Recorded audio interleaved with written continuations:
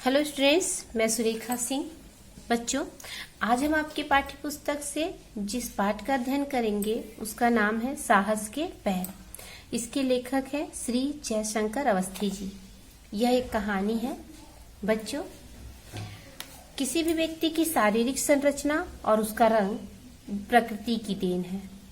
यदि किसी व्यक्ति की शारीरिक बनावट में कोई कमी हो तो यह कमी उस व्यक्ति की योग्यता और उसकी सृजनात्मक क्षमता के आड़े नहीं आती, बल्कि हमने अपने आसपास अनेक ऐसे उदाहरण देखे होंगे या जरूर सुना होगा जिनमें व्यक्तियों ने अपने शारीरिक कमियों के बावजूद ऐसे ऐसे मुकाम हासिल किए हैं, सफलता के ऐसे ऐसे मुकाम हासिल किए जिनके बारे में एक साधारण व्यक्ति, सामान्य व्यक्ति भी नहीं सोच पाता। बच्चों, आपने एक पंक्ति अवश्य सुनी होगी कि मन के हारे हार है, मन के जीते जीत। अर्थात आपका हार और जीत आपके मनोबल पर निर्भर करता है।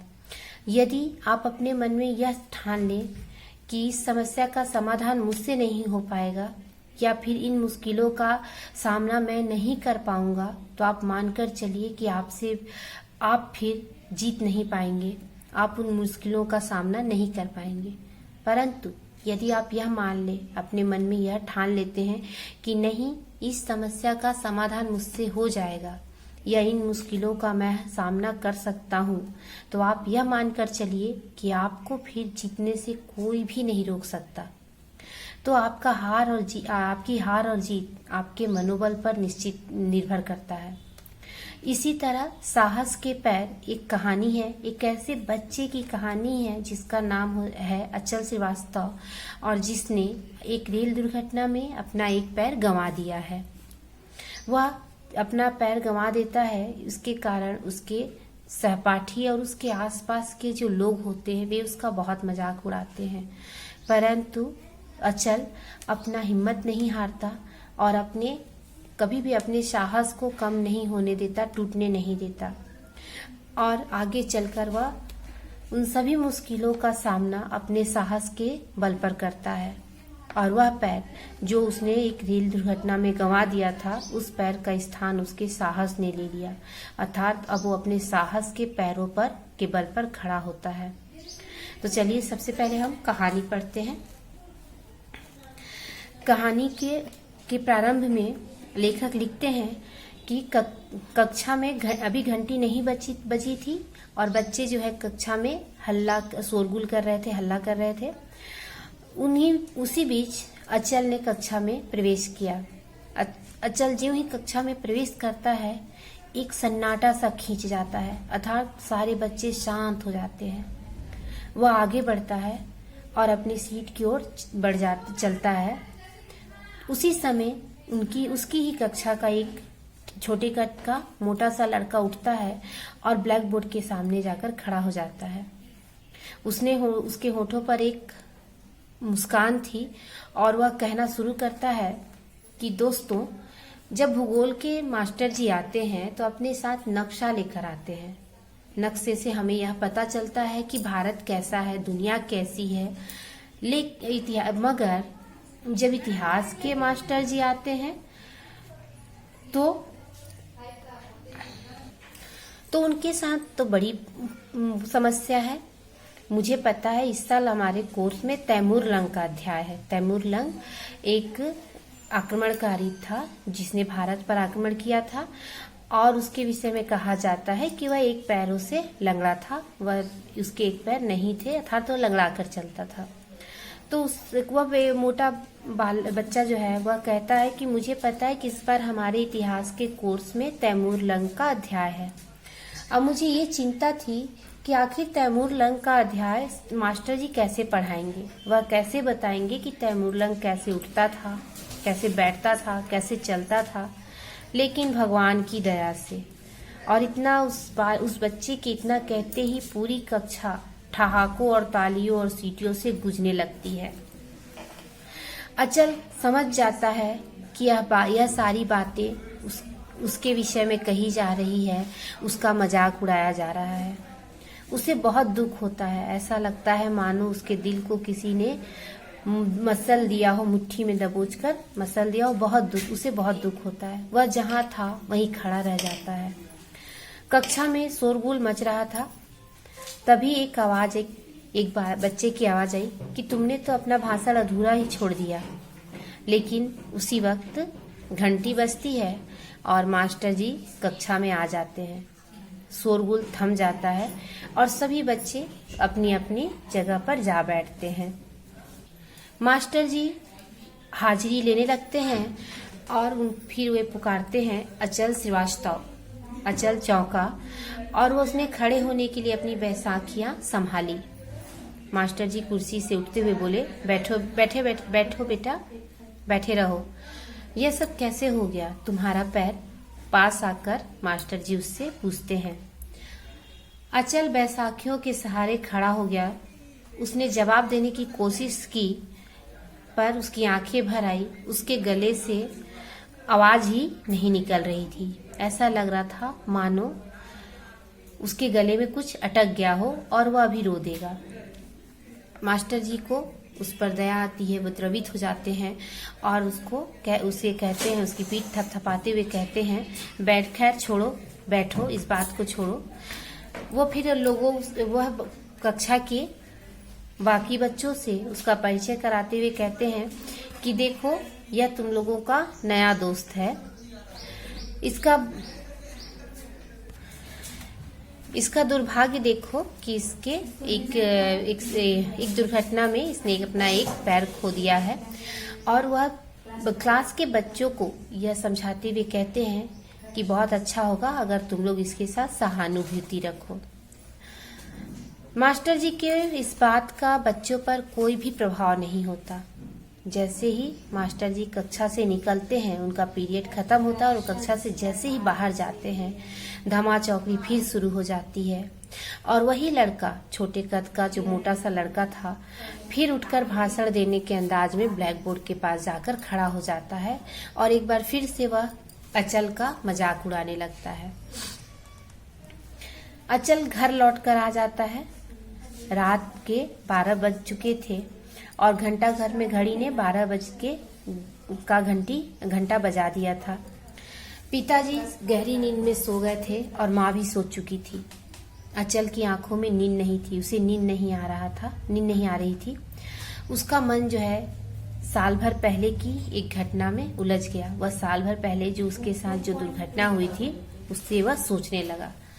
उसके पिताजी का तबादला हुआ था और वे लोग अपने शहर को छोड़कर दूसरी जगह पर जा रहे थे। रास्ते में जब एक स्टेशन पर उनकी गाड़ी रुकती है तो अचल पानी लेने के लिए नीचे उतरता है। नल पर बहुत भीड़ थी और जब तक अचल का नंबर आता गाड़ी सीटी दे देती है। पिताजी घबराकर चिल्लाते हैं, रहने दो अचल, अगले स्टेशन पर ले लेंगे। पिताजी की आवाज सुनकर वह दौड़ता है गाड़ी की ओर। गाड़ी धीरे धीरे चलने लगती है और घबराहट में अचल का हाथ जो है डिब्बे की हैंडल पर नहीं पड़ता और वह उसका पैर फिसल जाता है और सीधा वह ट्रेन के पहियों के नीचे उसका पैर आ जाता है। स्टेशन पर कोहराम मच गया। उसके बाद अचल को कुछ भी याद नहीं कि उसके साथ क्या हुआ। जब उसे होश आता है तो अपने आप को अस्पताल के बेड पर पाता है। सिरहाने उसकी माँ बैठी हुई सिसक रही थी और उसके पास पिताजी चुपचाप खड़े थे। बाद में उसे पता चला कि उसका एक पैर उसने उस दुर्घटना में खो दिया है। उसे बहुत दुख हुआ, वह तड़प उठा, लेकिन उसके बाद अचल के पास कोई चारा नहीं था और वह कुछ कर नहीं सकता था। फिर उसका प्रवेश इस नए स्कूल में होता है और वह बैसाखियों के सहारे चलता हुआ नए स्कूल में आता है, जहाँ सारे लड़के उसे इस तरह देख रहे थे जैसे मानो वह कोई जानवर हो। वह गुस्से और मजबूरी से कांप उठा। वह यह सोच रहा था कि कल फिर उसे स्कूल जाना है और उसे फिर वही सब झेलना पड़ेगा जो उसने आज झेला है। उसकी हिम्मत जवाब दे रही थी। वह अपना साहस खोता जा रहा था। वह सोचता है कि आखिर ये लड़के क्यों उस पर हंसते हैं, उन्हें क्या इससे कोई मजा मिलता होगा। फिर वह सोचने लगता है कि ये लड़के इसलिए उस पर हंसते हैं क्योंकि वह उनसे डरता है, उनके बातों का सामना नहीं करता। वह चिढ़ता है, रोता है, तभी तो ये लड़के उसे चिढ़ाते हैं। जितना वो चिढ़ेगा ये लड़के उसे उतना ही दबाएंगे और ये सोचेंगे कि इन्होंने उसे हरा दिया है।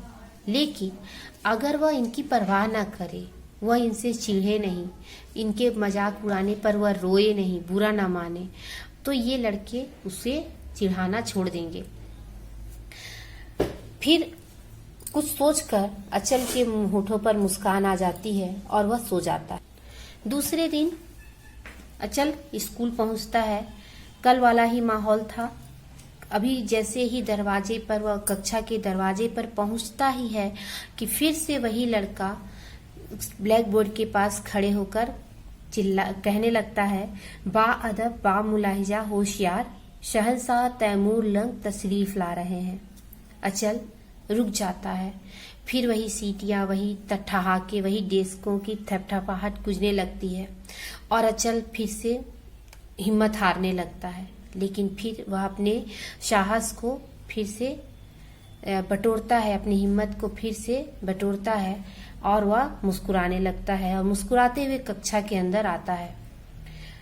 तभी एक लड़के की आवाज आती है जो कहता है कि अरे वाह, यह तो मुस्कुरा रहा है, क्यों बे, तुझे तैमूर लंग का नाम पसंद आया क्या? वह मोटा लड़का बोलता है। कक्षा जो है फिर ठहाकों से गूंजने लगती है। अचल अपने दिल को बड़ा ही मजबूत करता है और फिर खुलकर मुस्कुराता है और कहता है बहुत। कई लड़के जो है उसकी ओर आश्चर्य भरी नजरों से देख रहे थे। कक्षा का शोरगुल धीमा हो जाता है और वह लड़का जो उसका बहुत देर से मजाक उड़ा रहा था वह भी चुप हो जाता है और एक खिसियानी सी हंसी हंसकर कहता है, दोस्तों सुना क्या कहता है ये? इसे तैमूर लंग नाम बहुत पसंद है। पसंद ही नहीं बल्कि बहुत पसंद है। क्यों ना इसे हम।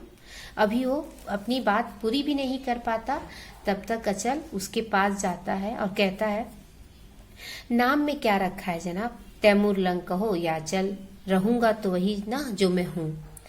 सारी कक्षा सन्न रह जाती है, चुप। सारे बच्चे एकदम शांत हो जाते हैं। अचल समझ जाता है कि ये बच्चे उसके साहस के आगे हार मान रहे हैं। अचल का उत्साह दुगना हो जाता है। वह कहता है, देखो ना, मेरा नाम अचल है। नाम के अनुसार तो मुझे अडिग और अचल रहना चाहिए, पर देखो ये है बैसाखियां ना रहे और इसे जरा इन बैसाखियों को हटा दो तो फिर देखो मैं तुरंत सचल हो जाऊंगा। ऐसा कहते ही अचल खिलखिलाकर हंस पड़ता है। उसके कहने का अंदाज इस तरह का था कि कई और लड़के उसके साथ हंस पड़े। वह मोटा लड़का भी हंस पड़ा, पर अब वह हंसी में व्यंग नहीं था, तीखापन नहीं था। तभी घंटी बज गई। अचल अपनी सीट की तरफ बैठ गया। उसके साथ में बैठे लड़के ने उससे पूछा, क्यों अचल, तुम्हें बुरा नहीं लगता हम लोग तुम्हें इतना चिढ़ाते हैं? अचल पहले तो चुप रहता है, फिर एक गर्वीली मुस्कान के साथ बोलता है, मैंने अपने ऊपर से गुजरती हुई ट्रेन को सहा है दोस्त। ये हल्के फुल्के मजाक और ये फफ्तियां भला मेरा क्या बिगाड़ पाएंगी? तब अचल को ऐसा लगता है कि मानो उसके पैर अब हाड़ और मांस के नहीं बल्कि साहस के हैं। साहस के जो वह पैर जो कभी नहीं थकते और कितनी भी मुश्किल भरी राहों पर बढ़ते चले पर वह डटे रहते हैं। और अचल को ऐसा लगता है जैसे वह उन्हीं कभी न थकने वाले मजबूत साहस के पैरों पर चल खड़ा है और जीवन की पथरीली राहों पर आगे बढ़ता जा रहा है। बच्चों, तो इस तरह तो थी यह कहानी थी आपके पाठ्य पुस्तक से साहस के पैर।